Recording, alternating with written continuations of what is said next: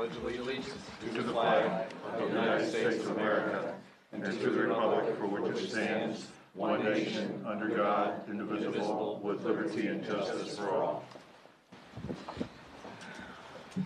All right, our next item is Spotlight on Nathan Hale and Marvin School. Over to you, Ms. Keys. Thank you, Mr. Lyons. Good evening, everyone, and welcome to our Spotlight section of our agenda for tonight, Tuesday, February 24th, 2015. Tonight, we're going to be honoring 2 schools, 2 students, and several teachers as well. The first school that we'll be recognizing is Nathan Hale, part of a Geography B. The Board of Education is pleased to recognize 2 students for winning recent contests at Norwalk, as well as the teachers who helped to support them. First, we'd like to honor Nathan Hale Middle School student, Prem Dave. Prem recently took first place in the annual Geography B that was held at Nathan Hale Middle School. The school-wide competition started with a preliminary test, initially taken by approximately 600 Nathan Hale students. The top 8 students from each grade then went on to compete in the school-wide Geography B. At the Nathan Hale Geography B, Prem and the other 24 finalists answered 3 rounds of very challenging questions. First round questions were about states in this country, the second facts about other countries, and the third all about continents. The Nathan Hale competition is a preliminary event as part of the National Geographic Geography B program. Prem will now advance to the next round of the competition, which is the statewide Geography B, which will be held on March 27th at Western Connecticut State University. We on the board here would also like to recognize the teachers that are behind the Geography B, which has been a Nathan Hale tradition for many, many years. In particular, we'd like to say thank you to Dr. David Gibson, who's here, I hope. Is Dr. Gibson here? Awesome. He is our Nathan Hale Social Studies Department head. We want to thank him for his leadership in organizing and moderating the Geography B. Congratulations to all of the students who participated, and our best wishes to Prem as he advances to the statewide competition. What I'd like to do first, if Prem is here, do I see Prem anywhere? Great. Prem, do you want to come up and meet the board? I hope, do we have our certificate for Prem? I don't know. Okay. Doesn't look like it's there, but we'll get it. We will get it to you, but if you can come up, Prem, and meet the board, that would be great.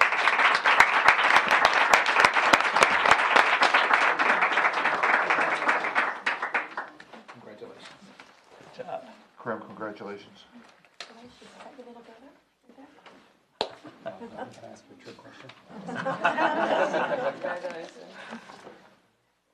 And also we have here, I believe, Dr. Gibson. Is Dr. Gibson here as well?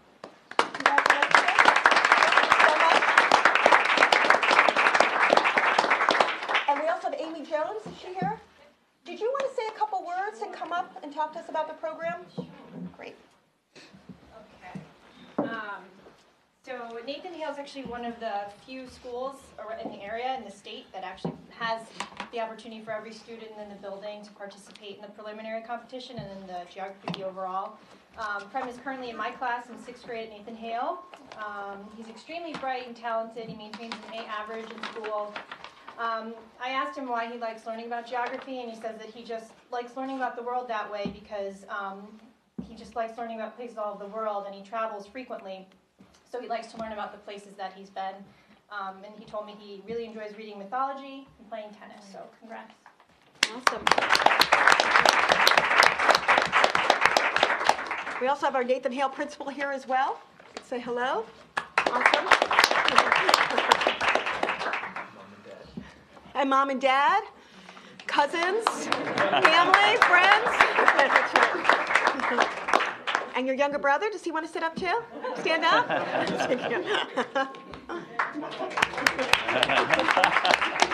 Awesome. Thank you so much. The next student that we'll be spotlighting tonight, we are going to recognize Victoria Brumbarova for winning the Norwalk Police Department's contest to name its new dog. I'm sorry. Oh, the assistant principal's here too. I'm sorry. Nathan Hale, do you want to stand up? Anyone else that would like to stand up? No, we're good. Okay. Okay. Victoria championed the name Rocco for the police department's newest member, a yellow lab who will join Norwalk's team of service dogs. Victoria won pizza for her 5th grade class, as well as a visit from Norwalk police officers and from the newly named Rocco himself. Do we have Rocco here tonight? No, darn it. We'd also like to thank Marvin teacher Emily Dunleavy for her support of Victoria, as well as the entire class. Creative teachers like Ms. Dunleavy use many approaches to keep students engaged, as well as keeping them motivated. And encouraging her students to participate in the contest falls into this category. We on the board here appreciate all of her hard work, as well as Victoria's. Do we have Victoria here? Victoria, do you want to come on up?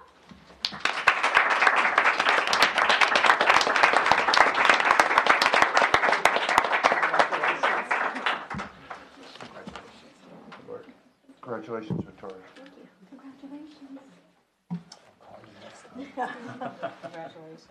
And we will have your certificate sent to you at your school as well. Do we have Emily Dunleavy here as well? Is your mom here or dad here? All right, congratulations. Thank you so much. That's it. Okay. Thank you. All right. That's, as an alumnus of both Marvin School and Nathan Hale, I'm delighted to see the schools are still doing a great job.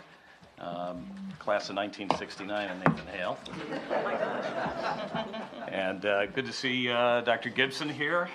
We had a great trip to Gettysburg a few years ago with my daughter Christina when she was going to Nathan Hale. And all your kids. That's right. And great to see everybody out. All right, next item is item 4, public comments. Mr. Kasimis. Thank you, Mr. Chairman. Public comments, when I call your name, please come up. You can sit over here. You'll have 3 minutes to address the board. Please keep your comments civil. When you have about 30 seconds left, I'll give you a wave. At 3 minutes, we ask that you please close. When you come up, please give us your name and your address for our recording. And by the way, any parents and kids who need to get home because it's a school day tomorrow, feel free to, you don't have to. And there's no delay. That's right. All right, first we have Mr. Joseph Hidalgo. Good evening. Again, you just said my name. I live at 59 Wolf Pit Avenue. I lived in Norwalk since 2007. I'm a father of 3. My oldest just started Wolf Pit Elementary this past fall. I'm a network and security engineer with 15 years of experience and spent the last 11 years working for the 2nd largest hedge fund in the world. Back at the end of October, shortly after Wolf Pit Elementary's first PTO meeting, I learned that many of the security challenges the school faces today. Needless to say, parents and teachers are concerned, and for good reason. I learned the requests for fundamental security improvements throughout the years have fallen on deaf ears. Something as simple as getting all doors secured with proper locks took 18 months after parents were promised a time frame of 2 months. The current security system, the security camera system was installed shortly after 9/11 has a history of being intermittent, unreliable, and not scalable. More importantly, it does not cover essential points of entry and exit and has no ability to record on motion. A request for a 4th additional security camera was apparently approved for years ago, but has failed to be installed still. I also learned that the access control card reader system does not operate correctly during a lockdown situation. A teacher was still able to use her key fob to gain access during a lockdown drill, and the potential for a person or people to tailgate is left wide open. We were informed that the only way to disable this was to physically unplug the power to the card reader system. Clearly not ideal in any fashion, especially during potential threat. These are a few of the security challenges Wolf Pit Elementary faces. The events of last Wednesday confirms how insufficient our security posture and controls are. The Norwalk Police Department still has an active investigation for the 3 teens arrested. What we learned after the school's preliminary investigation was all doors and windows were secured and locked. Motion detectors were functioning properly, yet 3 kids were able to gain unauthorized, undetected access. Let's digest that for one and put it into perspective. Fortunately, this time around, it was 3 teens. Next time, it could be a sophisticated and determined person or group with better capabilities and resources. Nothing should be underestimated. Historically, there seems to be a lack of action, commitment, and resistance when it comes to security. I'd like the board to address what its security roadmap is for the future and what actions we can see for 2015. On a final note, at the beginning of the year, I emailed Principal Mahoney and offered to install a more up-to-date security camera system at no cost to the district or school. The message was then forwarded to Bill Hodel, and I'll read my email. You have 30 Francis seconds. Mahoney. 30 seconds. Okay, Francis Mahoney emails Tuesday, October 28th. I have a parent come forward, Joe Hidalgo, who has offered to install a more reliable, updated camera monitoring system at Wolf Pit. This would be done at his expense and no cost to the school or district. How do we make this happen? Bill's response the same day. This is a great offer. However, the assistance of the Security Grant District is currently involved in soliciting bids for CCTV systems at all schools. In addition, if we were to entertain this idea, we would not be able to support the system moving forward, especially after the parent's child graduates. Apparently, no one looks at the system today anyway, so I'd like the board to address some of my concerns. Thank you. Thank you.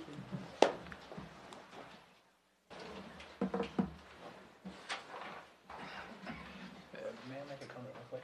Certainly. Cece Gillen sent me your name today in an email, so could you email me so we can discuss this further? Sure. Okay, 'cause she sent me, anyway, thank you. Let's see, Megan Hopkins?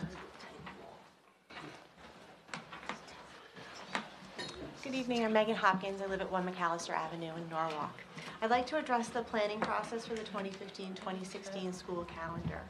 As long as my children have been in Norwalk schools, we started school in late August. Because both my husband and I work, we use summer camps as our childcare for the summer.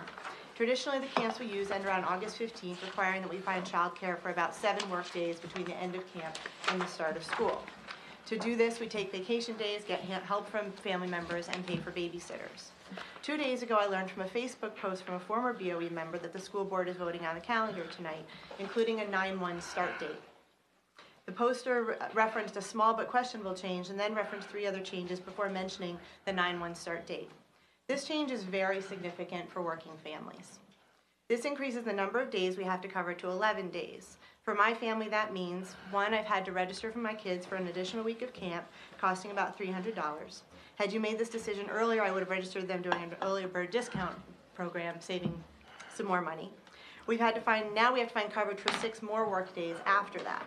And I'm fortunate that I have paid vacation time to take, but there are many Norwalk families who don't have paid vacation time and who can put their jobs at risk by having to take time off to take care of their children. The other choice is for us to get a babysitter, which will be about $80 a day. So the camp plus the babysitter option could cost about $800 to $900 for my family, just based on this one change. And that can be even more significant for families with more children and without the paid time off from work. So I understand the state's requiring common calendars for regional schools and that Norwalk must adapt. And frankly, I like starting school after Labor Day, but that's not what this is about. This is about the timing of when this decision is made, aligning it with calendars of camps and childcare programs to help working families. The state approved this legislation in June of 2014, so we knew this was happening. Why didn't Norwalk plan ahead? I know you're voting on the calendar earlier than last year, but when making a change this big, this still isn't early enough.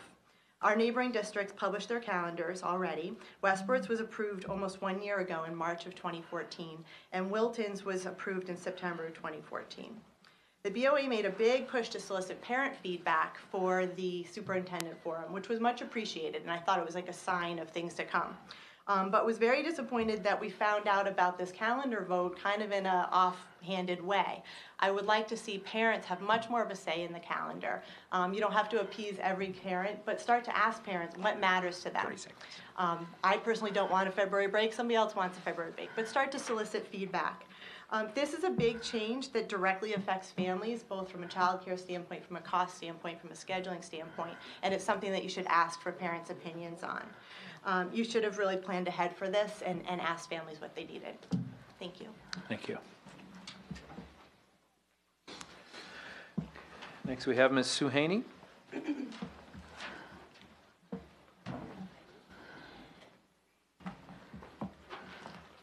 Hi, good evening. Sue Haney, 7 Christopher Lane, Norwalk, Connecticut. Regarding the calendar decisions, parents should have a prominent place at the table, and it should be a public process. Regarding M-Class reading 3D Home Connect letters and the Little Running Men assessment page. The letter and the assessment is for kindergarten through 3rd grade parents.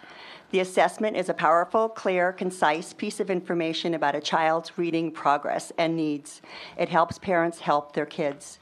Most K-3 parents are getting these reading assessments, but not all of them. I emailed the deputy superintendent several weeks ago for clarification on this, and I haven't gotten a definitive answer yet. So far, it appears that no K-3 parents at Brookside, Kendall, or Tracy are getting the Little Red Running Men reports. And it also appears that the report is not given out consistently to every K-3 parents at some of the other schools. If this is in fact the case, can someone explain why? I understand this issue is more administrative than within the Board of Ed job as policymakers, but thank you for letting me express my continued concerns. I have printed out some extra copies of the Little Running Men report for any parent in the audience who may not be familiar with it and who wishes to see a sample. Thank you.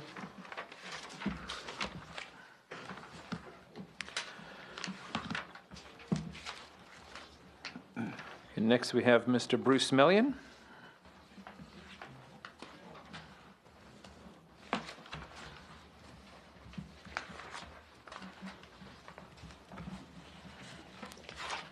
Good evening.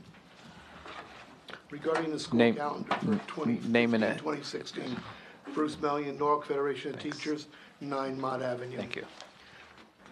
We support the calendar as it's presented to you tonight, but we make one friendly change which came up this afternoon, which I just talked to Mr. Dodona about, and that is that we had to make a change in the month of March for the night conferencing. The way it was originally, it would have been on March 24th, which is a holy day, and we received a lot of input that that was not appropriate. We made a change to March 23rd, a Wednesday. The teachers at our meeting today unanimously on the elementary level, which is a friendly change, would ask to have it moved to March 17th, a Thursday. It's just a week earlier. We don't believe that that causes any problem. Also, just as a clarification, in this calendar, we're actually starting earlier than we have before. In the past, it would have been that the 28th of August was a new teacher day, and then the first week was broken up. The way it is now, we actually get better continuity with the staggered entry on the 31st, and then 4 days in a row of school before we hit Labor Day. So, we think that that'll be effective and correct some situations we had in the past. Thank you. Thank you. Next we have Mr. John Mosby.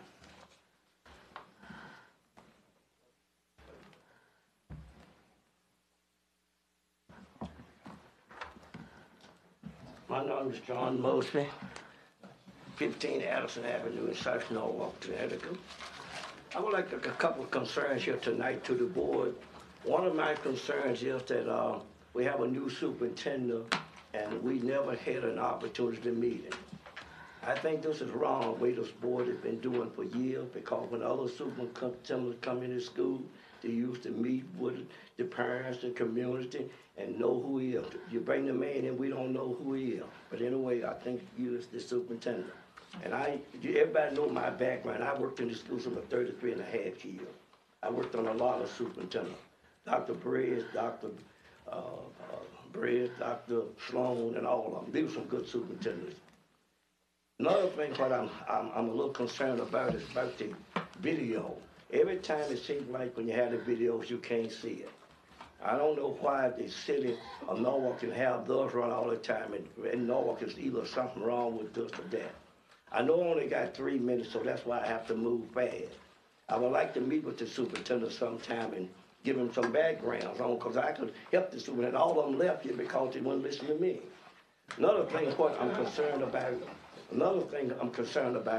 is the way they do the custodian. I talked to a lot of custodians over the holidays, and also they talked to me over the weekend. They're really scared to death. And I told them I would come up tonight as a citizen, a former president for 30 years, and speak on their behalf. Many of them custodians are being sold out by their own union. Them union officers ain't doing their job. They selling those poor men out. Now you getting rid of trade, I think it's our Silvermine and Row 8. They didn't say nothing to the public. We didn't even know nothing about it. That's no way to operate. Another thing I'm gonna say very briefly. Under the state law, And I'm gonna tell you what the state law is saying. We're hoping to get some custodians to go up and speak to some public officials. Under state law, you cannot take a union, one union, and get rid of another union. That's a violation of the law. Now, I understand that what you're doing now, you bring a group from Stanford, their union, and taking out another union. That's a violation of the state and federal law. And I'm setting up a meeting with the commission, all of them. I'm taking some custodians up, and we're gonna make them guys get up off their high and start enforcing the law. You can't do that. The only way you can bring in, now you talk in Stanford. 30 seconds. You claim that the stamp was supposed to be done.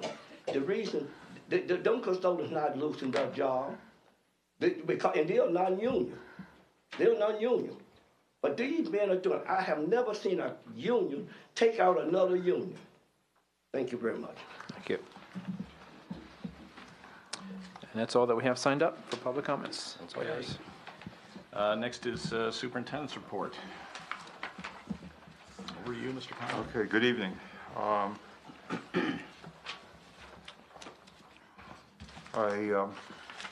A truck hit me on the way in here, so I normally don't look like this, but I took a spill on the ice, and my report will be a little briefer than when I originally intended.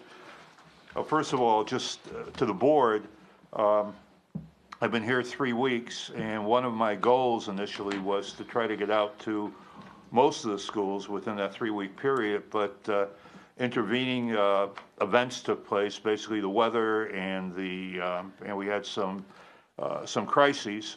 But my intent is that by the end of March, I will have visited every school, just to visit, not to go there because of an issue or because of a problem, but just to visit the schools. A couple of things that need to be reported over the last 3 weeks. Some, I think, very positive, and some challenging.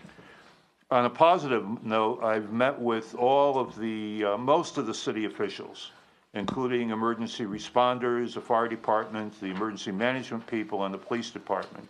And I have to tell you, this is not gratuitous. This is, Norwalk has probably the most comprehensive, well-planned emergency management system that I'm aware of in the state of Connecticut. And I've worked in big districts, I've worked in little districts, and I think this community really needs to be proud and appreciate the planning, the comprehensiveness, the assets that the city of Norwalk has provided to emergency management. And they've been an enormous help to the schools. Theoretically, when I met with Chief McCarthy, with people from the police department, we talked about safety planning, and in a very theoretical way. But I also had the opportunity last week to work with them in a real challenge situation. And I have to tell you, I'm impressed. And one of the things that I plan to do is when we take a look at security and the schools itself, and I'm going to make some tweaks so we really show a larger commitment to security. One is they have a juvenile review board, and I'm going to make sure that there's a representative of the school department on the juvenile review board on a regular basis. Secondly, in discussion with the board, I really think that a district Norwalk size needs a full-time asset, a full-time person that works on safety and security.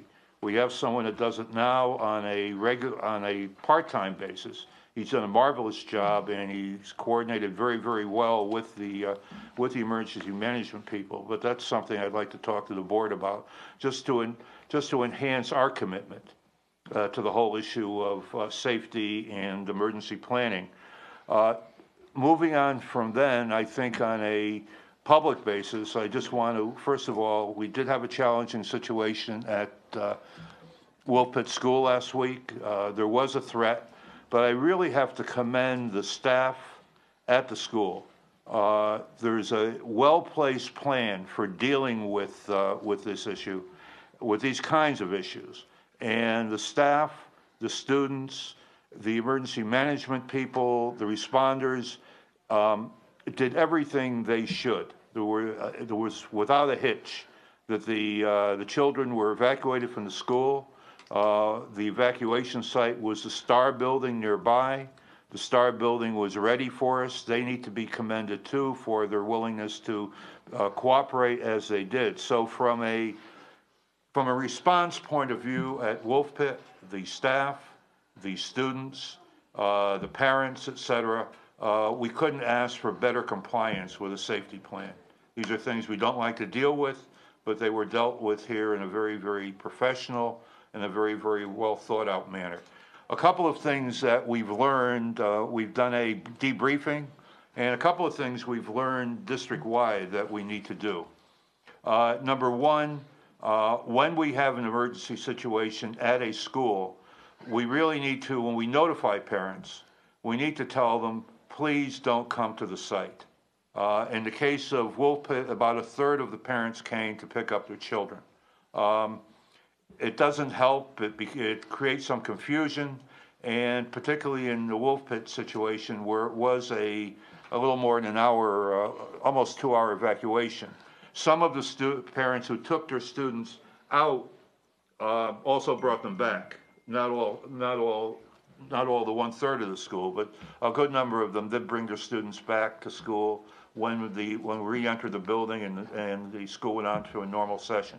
So that's one thing we've learned, that when we send out a notice that there is a lockdown, there is an emergency situation at the school, a standard part of that notice is going to say to parents, please don't come to the site. The other thing I think we've learned is we need to be more timely in informing parents. Parents were informed initially that there was an evacuation situation, there was a threat at the school, and they really didn't hear anything for about an hour, or a little more than an hour, that the search of the school had been completed, and that the children were now going back into the school building. People have angst, and I know from situations even my own family was in, we really feel we need to update parents, even if nothing substantial has happened. We really need to update parents probably on a half-hour basis. So they're not waiting for 2 hours or an hour and a half when they finally hear either all is clear or we're sending the kids home. So those are two things that we've learned from as we debrief and we learn from the Wolf Pit situation. But from a school point of view, I plan to send a commendation letter to the administration, the staff, and the whole Wolf Pit family, the way they handled the challenge that we had last week. And I also plan to send a letter and to STAR, because they were just superb in assisting us. All of our schools have an evacuation point. They all know where they are, and the evacuation point for Wolf Pit was the Star Building, which is very nearby. The other area that I'm going to do some tweaking in is human resources. I reviewed the program there. I reviewed the role of the human resource specialist, and I'll be talking to the board in executive session, but I think that's another area that I immediately look at, that I think not any major changes, but some tweaks. And it's been a good 3 weeks in spite of the challenges. The biggest challenge I have really is tonight, but I look forward to my entry plan continuing and reporting back to the board at each meeting on the condition of the schools, the condition of the programs, and hopefully attempting to implement many of the initiatives and continue to implement, so there's no stop, all of the initiatives that this board has adopted when this school year began and before Dr. Rivera left. Okay, thank you. Was it? Yeah, it might be helpful. It's about 10 minutes. Just a security thing. Okay. With the consent of the board, normally we hold the exec session to the end of the meeting. But Mr. Connolly is struggling through as he actively bleeds. Am I actively bleeding again? Yeah, it's dripping. Get me out of here. So he had asked if perhaps we could take the executive session so he could do the exec session security report and then come back into open session. Is that okay? Because that way he can take out of here and get appropriate care. So Chair would entertain a motion to go into executive session for discussion of security and personnel matters. Ms. Rivas moves, Mr. Simmons seconds. All in favor, please indicate. Okay. So since we voted into executive session, that means everybody has to skedaddle. And when we finish the executive session, everybody can come back in. Okay?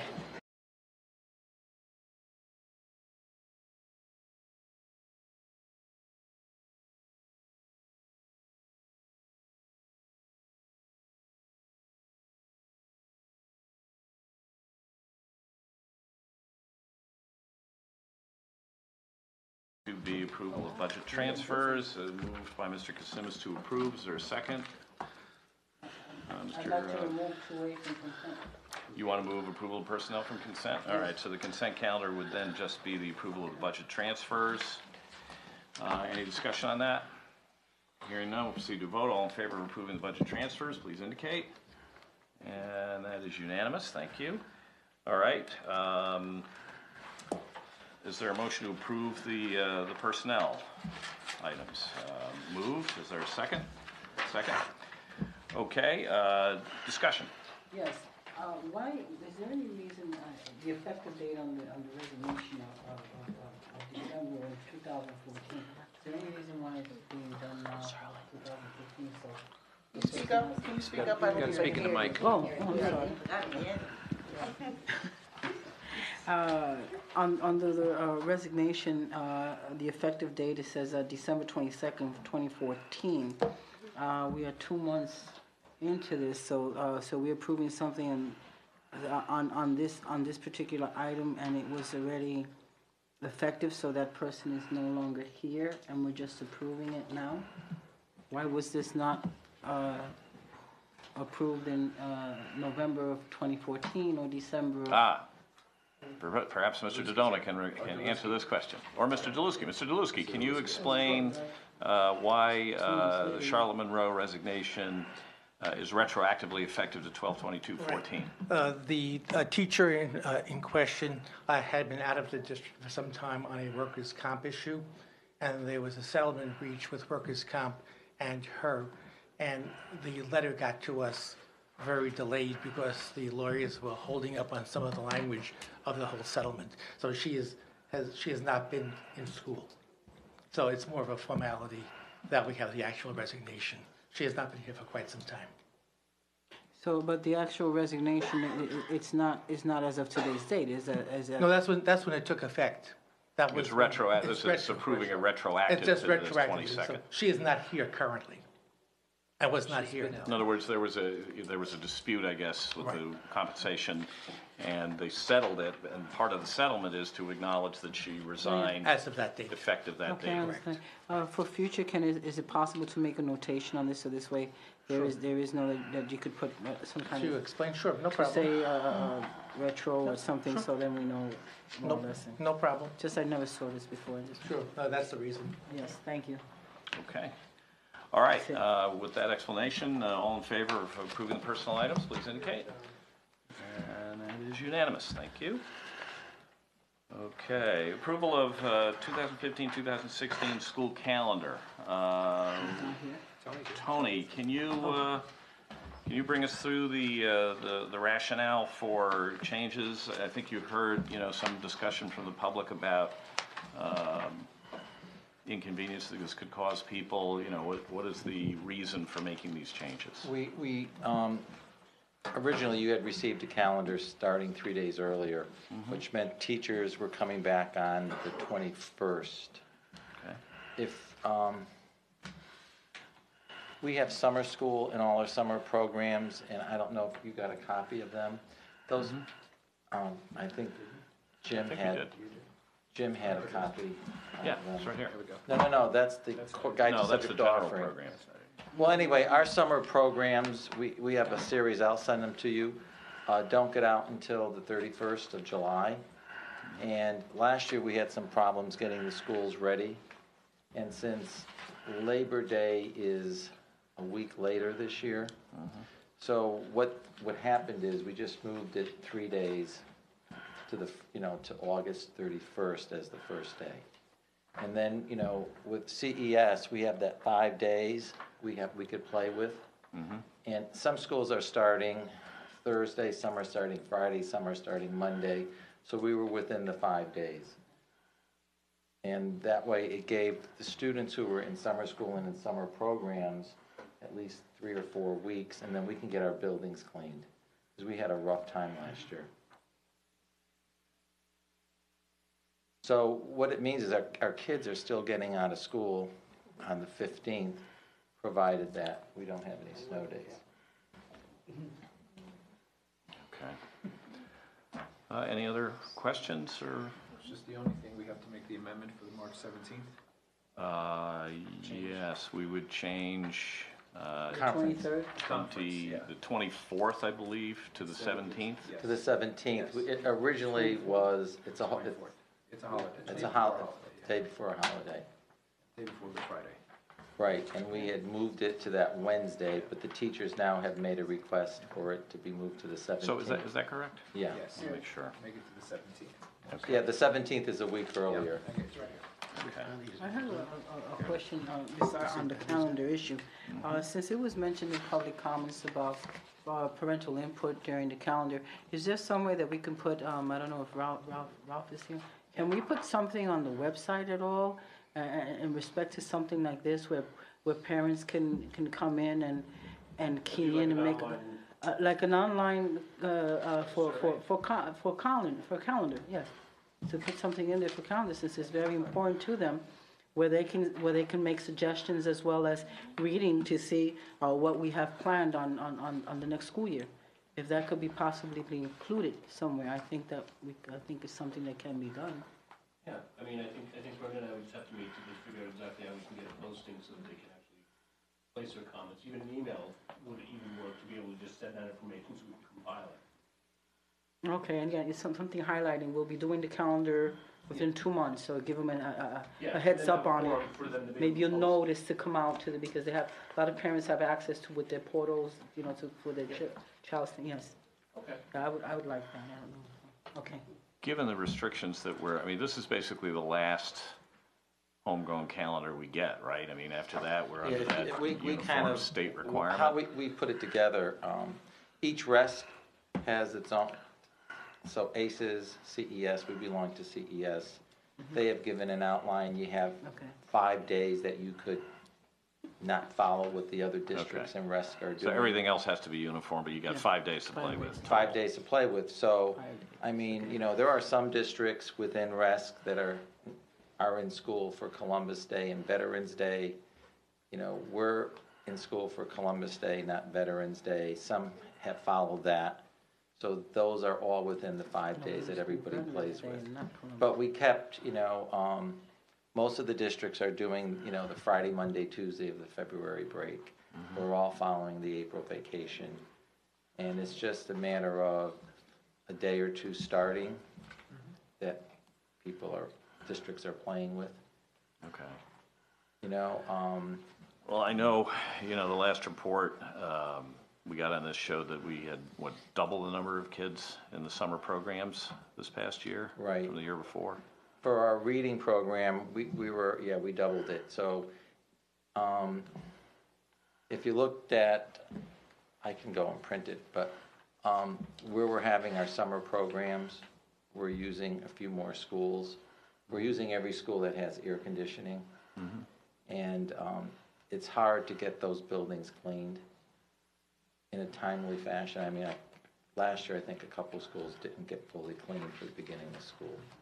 Because we're out on the 31st. Right. Okay. And we have one program that goes to August 5th, and our summer sports programs go to 14th. So it's really a tight fit there. Okay. Any other questions? Okay. Thank you, Tony. Chair would then entertain a motion to approve the calendar with that one change for the 24th to the 17th. Is there such a motion? She has a question. Yeah, Veterans Day. Where is it on the calendar? Maybe I missed it somewhere. That's We're November. in school on Veterans Day. We're in school on Veterans Day. Columbus.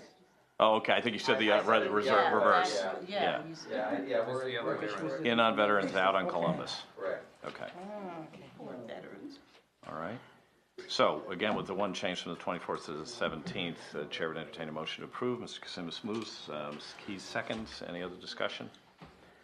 Okay, I mean, you know, I heard what you said, Megan, and, you know, obviously, the change was not made without thought. You know, we have actually had a very significant expansion in these summer programs that we're running for kids. And the reason that drove this is that we already had, with the expansion we've already had, we had some schools that weren't ready on opening day, and they felt that, you know, the additional days would facilitate opening all of the schools. So I know that doesn't address your issue, but at least it should put it in context that the change was not made without consideration or for valid reasons. I do think that it's a good idea to put this thing up earlier and get input from people. If we do have 5 days we can play with, you know, let's ask people, you know, starting at the beginning of January, let's say, here's a draft of what we expect the calendar to be. Let us know what you think about it. Maybe next year we find a different way to play with the 5 days that can, you know, help people out. You know, Mike, may I add, when we were doing the research on this, many of the districts have they have the calendars for 2 years up. So if the board so wishes, we could start developing for 15, 16, the next year's calendar now. Oh, I would definitely like to see that. I think for planning purposes, for families, I think we talked about that before. I think that would, yeah, I think that would be a good thing to do, because it gives people a much longer time planning horizon. So let's try to work that, okay? All right, so we're voting on adoption of the calendar with that one amendment. All in favor, please indicate. 1, 2, 3, 4, 5, 6, 7, 8. Opposed? 1. And motion carries 8 to 1.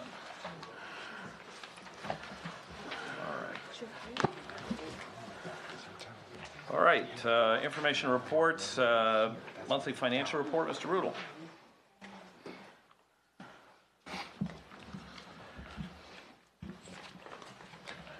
Through the first 7 months, we've spent $81 million against an adjusted budget of $168.3. So we've spent 48.1% against a theoretical rate of 58%. And we are still well within budget. Okay.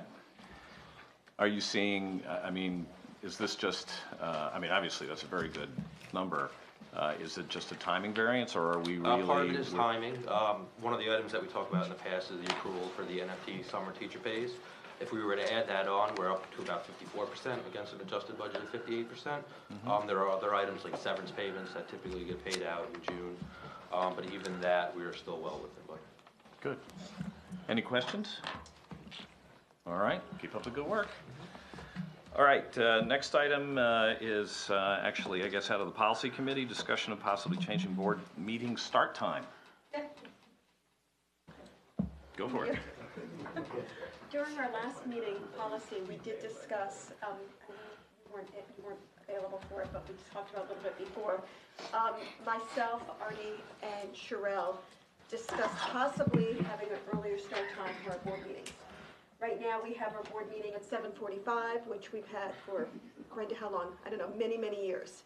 I'm not sure the exact reasoning behind that, but we've had it for quite a while. So as a committee, we thought it might be a good idea to have an earlier start time. We kind of played around with different times, 7:30, maybe 7. We just thought 7:45 was very odd, and especially for a lot of families that are coming for Spotlight or for whatever reason, I think it would be great to start earlier. These kids can get home at a decent time. Families can get home at a decent time. Board members can get home at a decent time. Especially when these meetings run really late. So We just thought we'd put it on the agenda for tonight as a discussion to see where everybody felt. And as a committee, we collectively thought that 7 o'clock would be a great start time. So it's really up for discussion, but I think the reasons I just mentioned. I gotta say, one curiosity is we are the only board of dozens in this city government that starts on a quarter hour. I would love to know where back in the deep past of this board, somebody thought it was a good idea to start at a quarter of an hour. Everybody starts at 7 or 7:30 or 8, but 7:45, where the heck did that come from? It's always been. It was a question as well. It was a question as well, is on the night of the election for our officers, that starts at a different time, and I never understood why that had to start, I think 8 o'clock or something had to go. I think an earlier start date would be better for us, would be better for the public. How about 6:45? No, not another quarter hour. So no, we have to stand out like we always do. Well, we even talked about 7:15. We're like, no, that's even too early. Yeah. It have to be like at 7 I would or rather do 7:30. 7 or 7:30. Yeah, I think 7 was what we were, but it's, again, it's. Now, up we to actually, seven. and to do that, we actually have to change the policy too. We can't. Now, one other thing, one other thing that we could consider, if you look at least the other boards that I've been on, there's no rule that mandates a particular start time. I mean, another thing to do is just say, the meeting will start at such time as set by the executive committee. So, I mean, there might be some meeting that would make sense to start at 6. Others, we might have a bunch of people who are going to have trouble getting to 7. We set it at 7:30. I mean, would it be better to have some flexibility and let the executive committee? I mean, you could say meetings will generally begin at 7:30, whatever. But that time can be changed by the executive committee under special circumstances or something. I'm just thinking, if you put a little bit of flexibility into the system, it allows us to adjust instead of having to rigidly follow the If we same put, time. we should have the meeting at 7 unless otherwise noted, unless there are, extenuating circumstances, I don't know. When we talked about it, we thought 7 Yeah. was a good time, Yeah. specifically because we always bring kids in for spotlight. Right. Exactly. You don't want to bring 7:45, They gotta sometimes get we home. start late, by the time we do everything, And they're the first ones here, but still, they've got to get Exactly. home, Right. and it's late And you for know how these many kids. hated getting here at 7:45. I know. So, have these guys come in at 7:45 when they're done at 5, whenever. Yeah. That's correct. I think we should have a set start time, and we can do the flexibility like we're doing now if we decide to have a meeting earlier or something. But I think that the consistency of having something at a certain time keeps people where they know board meetings are always 7 o'clock.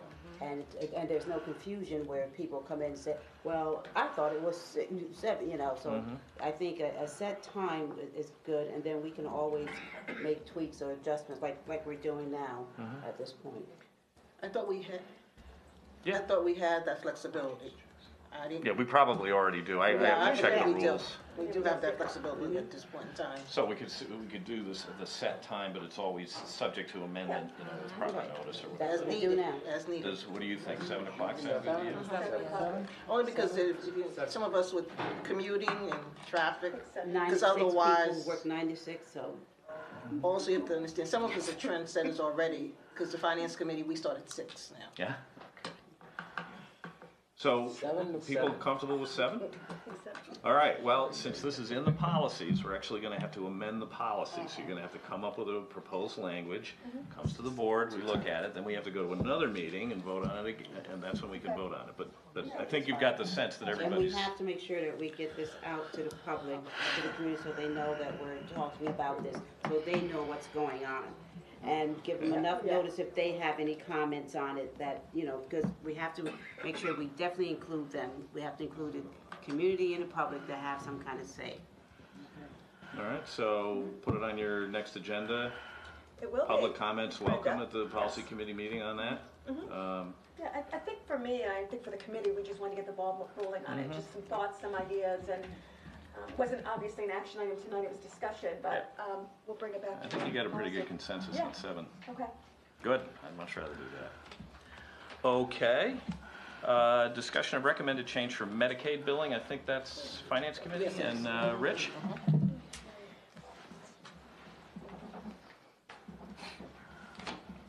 We discussed this at our last Finance Committee meeting. There was a recommendation for a change in our Medicaid billing party. Our third-party vendor currently we use CompuClaim. A number of districts throughout Connecticut are switching to Medicaid Direct. Medicaid Direct has a stronger reporting feature. It has a lot of districts where we actually place some students, such as like CES, and it's a significant cost savings to the district. They have a flat fee of $10,000 versus a 5% fee of every dollar received. Had we had Medicaid Direct since the beginning, we would have saved a little over $90,000. Wow.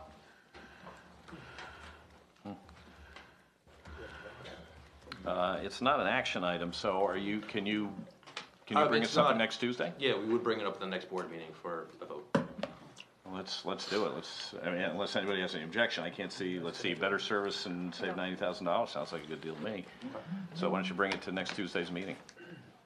And the committee was in full support of it. Okay. At our last finance meeting. Good. Well, let's put it on the agenda for the 3rd. Okay. Great. Thank you. All right. March 3. Okay. Committee representative reports. Jack, anything on facilities? No, not yet. Okay. Mike, what's the latest with We're negotiations? still waiting for the food service workers to come back to us. This on is really insurance. turning into waiting for Godot, you know. You know, some go fast, some take longer. So we're just waiting for them to come back. There was a meeting. They went over with our insurance consultant. They went over what the HSA represented, and we're just waiting for final agreement. But I think it's coming. It's just slow. Okay. Policy? Anything else going on there? Yes, we just had our policy meeting tonight at 6:30. That might change due to You might the have to new push that hours earlier. that we might have, so we'll have to see about that. Very productive meeting. We had Shirley, Sherelle, and Artie, and Mr. Barbers came as well. Shirley and me. Oh, that's right, Sherelle. You were in our thoughts, though. We discussed policy 9325, which is our civility conduct during public comments. We discussed that. We'll be discussing that and bringing that to the board next meeting. We also discussed physical activity policy 6142, which is indoor recess. We need to look at that more closely. We're hoping to form a committee on that to discuss that, as well as outdoor recess.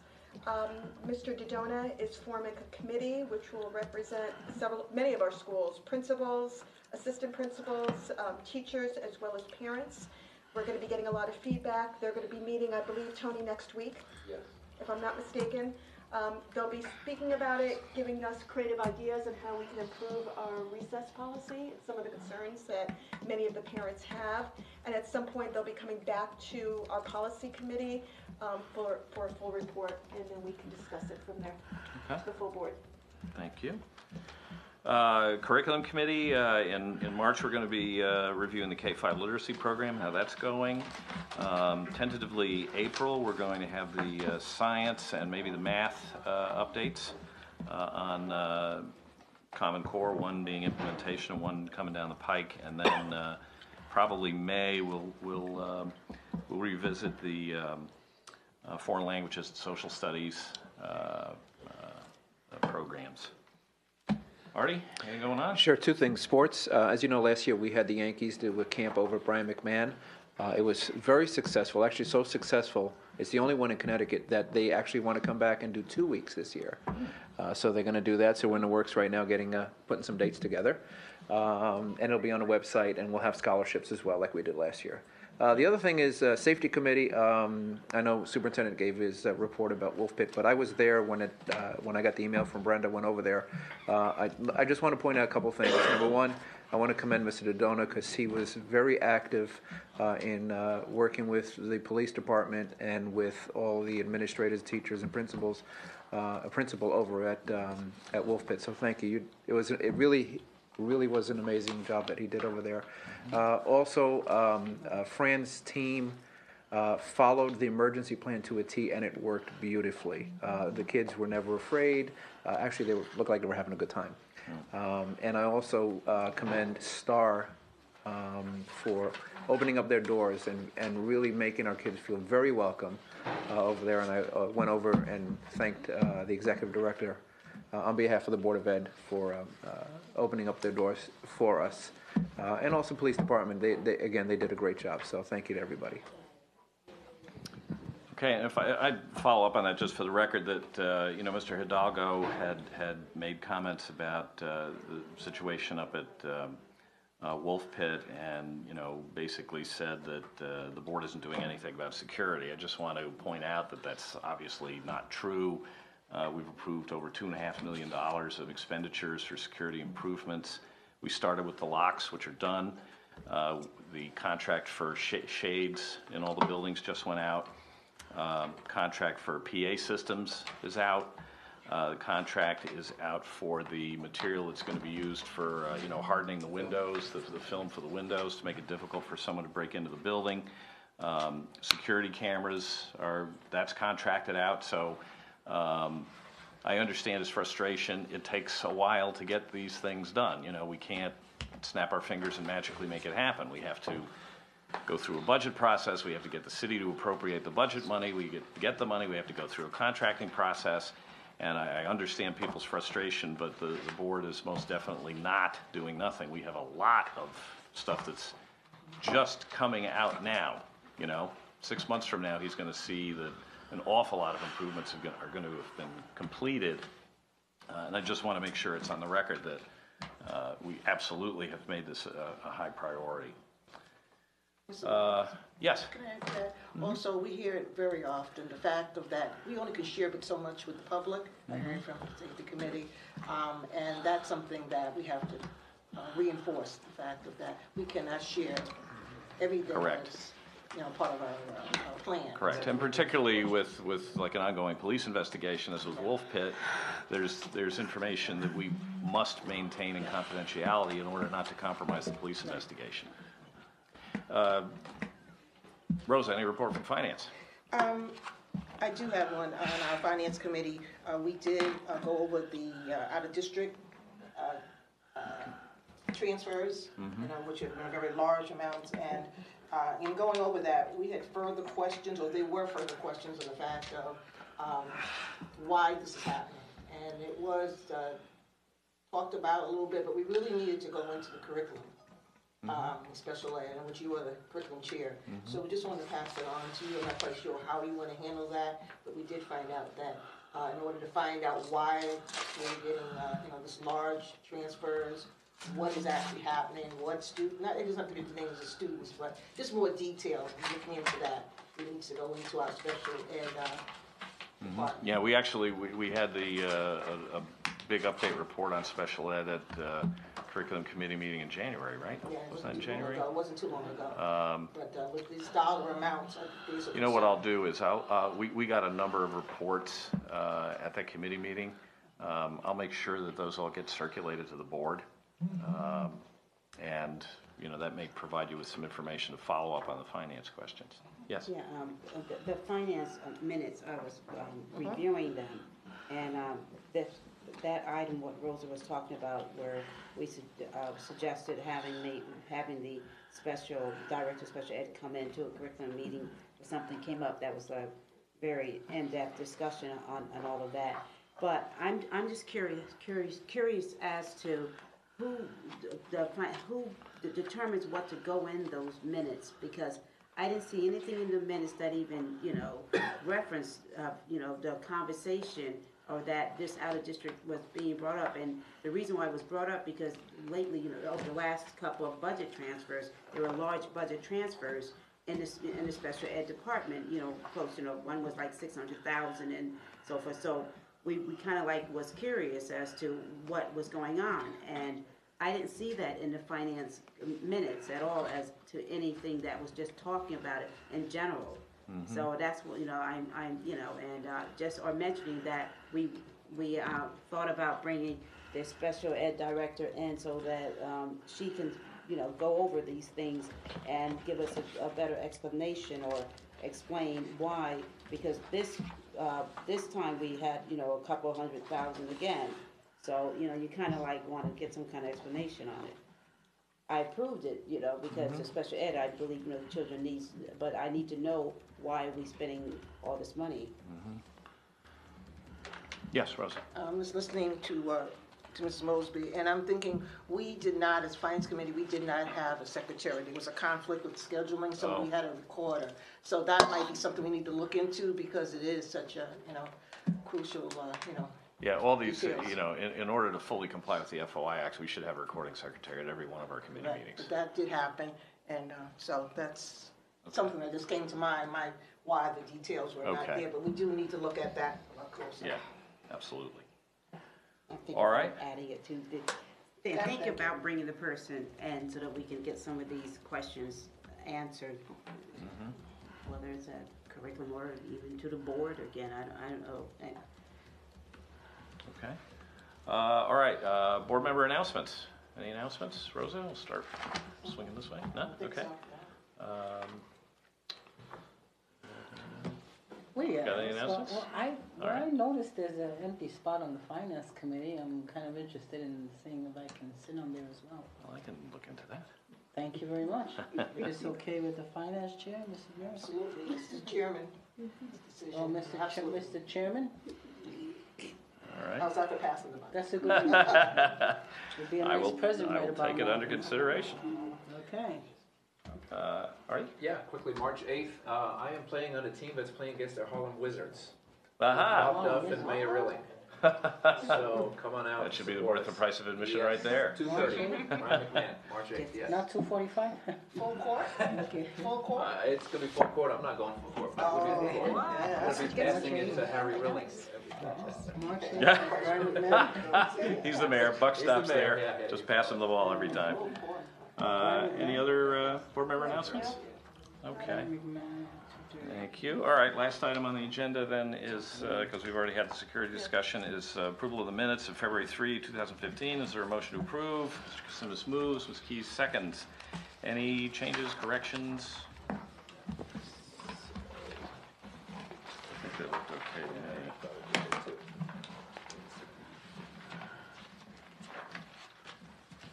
Yes, and right in here, you know, following up on my comment to the gentleman who said we hadn't done anything, is approval of the PA system capital purchase, approval of window film capital purchase.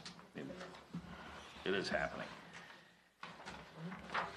All right, hearing no corrections, we'll proceed to a vote. All in favor of approving the minutes, please indicate.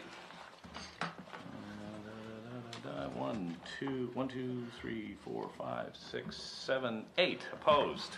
Abstentions? 2 abstentions? Okay, minutes are approved, 7:02. Chair would entertain a motion to adjourn. Mr. Kasimis, second. Mr. Chiaramonte, all in favor? Meeting is adjourned.